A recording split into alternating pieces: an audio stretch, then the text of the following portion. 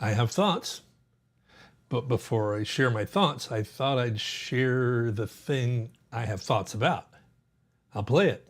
Here goes.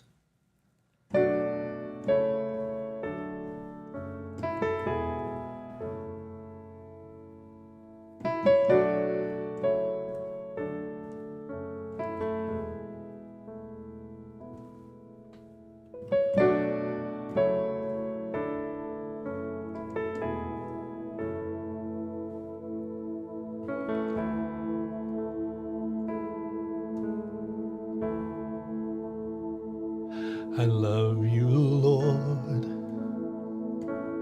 Oh, your mercy never fails me.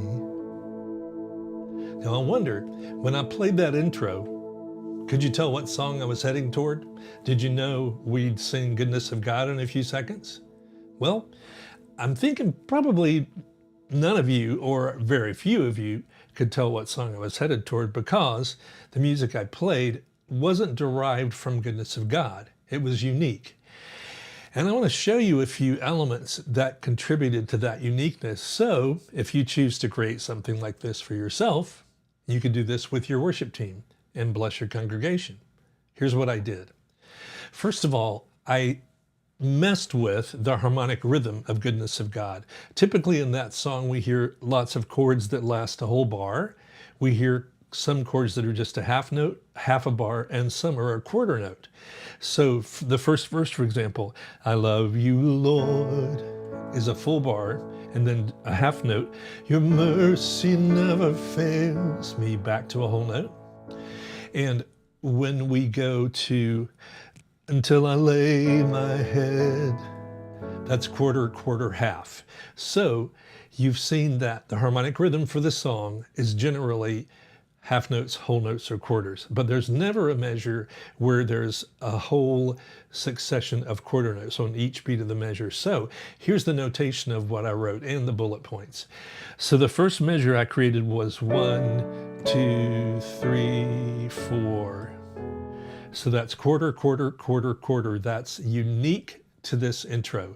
And the second measure I went quarter, dotted, half. So those two elements that are repeated throughout this whole 9 bars are unique to what I've come up with. Now also, I chose to extend a chord longer than much of what you hear in Goodness of God. So on the second phrase, I'll play that for you. And look what happens at the end of the line. I have D2 that's held for two bars. So here's the second line. 2, 3, and here's 2 bars. Another bar. I love you, Lord. So that lack of activity helped define the end of my intro, and because the vocal is going to have a pickup, 2, 3, I love you, Lord. It's rather a long pickup. So after that second bar, here's the first bar of D2, and now here's the second bar. I pause. I love you, Lord. So that element of stopping activity can be a very effective way of propelling the listener into the next section. Now it's sort of a, what would you say, a contradiction. Lack of activity provides a momentum, but it does. If I stayed busy throughout it, here's the first bar. If I did constant quarters, I love you, Lord. A very different effect from 2 bars of D. And I'll do quarter, half, and pause. I love you, Lord. Nice. So think about what you can do as a band, whether you use an original intro like this or not. Think about what you're doing as a team to provide delineation between the sections of your song. What can you do to make the chorus that follows the first verse feel like it grew or perhaps even shrank dynamically? What can you do when an intro comes back around to give it some activity that separates it from what's just ended. It's a fascinating thing what you can do, whether you have just yourself on your instrument or a whole ensemble of 5 to 9 players, whatever. Musical momentum is a fantastic thing to be able to create for your team. Now, the other thing I wanted to talk about here was the fact that you don't have to just use this new material as the beginning of your song. For instance, when Goodness of God, the first chorus ends, I will sing of the goodness of God. It usually just sits on an A for a bar. So you could extract some material from the original intro I've created, and I'm going to adapt it slightly, but listen to what happens here. I will sing of the goodness. Here's the reference of the intro. I'm going to stop talking. Oh my gosh, that's a good idea, right? I will sing of the good, here we go, of God.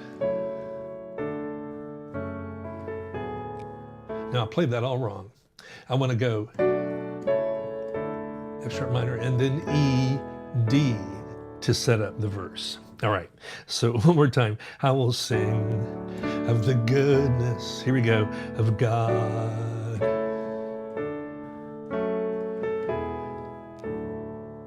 I love your voice. And I did the same thing there. That quarter dotted half you see is another, what would you say? It's factoring in the activity of the vocal melody.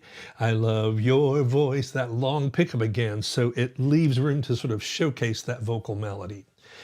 So those bullet points are all ideas that I wanted to share with you because it's a significant thing we can create for our congregations to surprise them. Not that we need to do it every week before every song so they have no idea where we're going song after song. That's not the point at all. But the reference I have that kind of helps me think this is a good idea is a Harrison Ford movie that was probably 20, 30 years ago. I think it was called Patriot Games.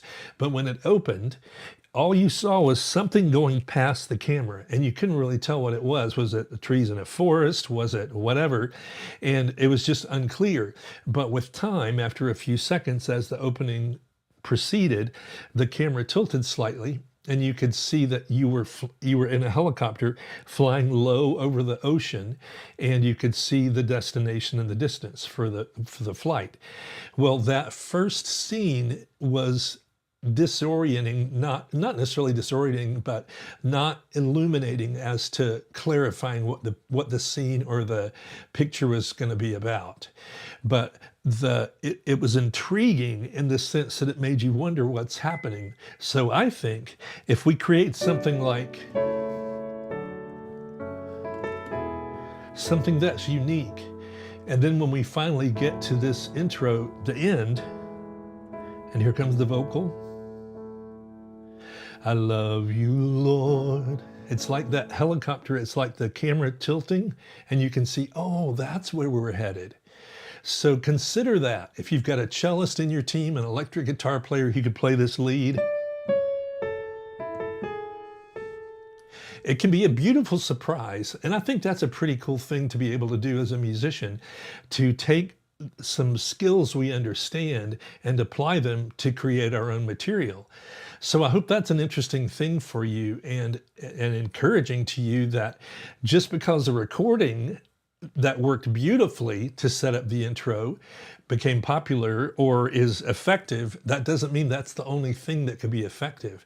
You could create something with your blank piece of chart paper or manuscript paper and create a very satisfying element to start your song with.